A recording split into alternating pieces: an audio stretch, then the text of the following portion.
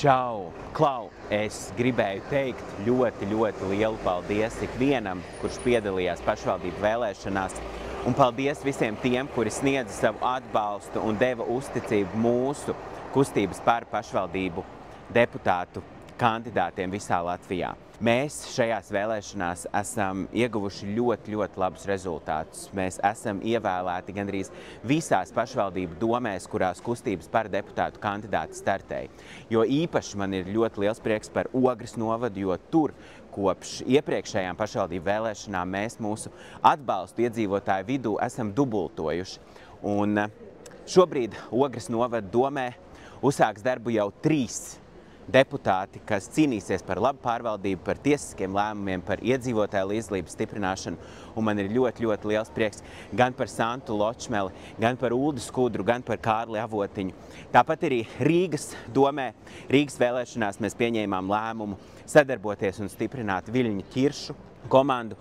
Un Rīgas domē arī no kustības par deputātu kandidātiem ir ievēlētas 2 deputātes. Laima Geikina, kas jau šos vairāk kā 4 gadus Rīgas domē strādāja, un arī Ines Vojka, iepriekšējā Saeimas deputāta, labas pārvaldības un pretkorupcijas eksperti. Un man ir ļoti liels prieks arī par Ventspili, kur kustība par šoreiz startēja pirmo reizi, un arī tur mēs esam iekļuvuši Ventspils domē, un tur mūs pārstāvēs Bruno Jurševics. Ļoti liels prieks par Jelgavu, tur mums vēl joprojām ir ļoti liels atbalsts, un paldies par uzticību, ka jūs uzticējāties mūsu Jelgavas komandai, un Jelgavā ievēlēti darbam domē ir gan Uldis Dūmiņš, gan arī Mārtiņš Daģis, un liels prieks, ka Jelgavā ledus ir sakustējies, un varbūt ir ļoti iespējams, ka Jelgavā nomainīsies arī mērs, un to mēs redzēsim. Liels prieks arī par Rēzeknes novadu, jo Latgalē jo īpaši ir ļoti grūti, bet mums ir prieks, ka pretvalstiskie, kremlinistiskie spēki nav guvuši nekādu atsaucību Rēzeknes novadā, un mēs esam uzvarējuši vēlēšanas Rēzeknes novadā kopā ar mūsu sadarbības partneriem, un Rēzeknes novada domē ir ievēlēta arī mūsu kustības par biedre Inta Brence, kas turpinās strādāt domē.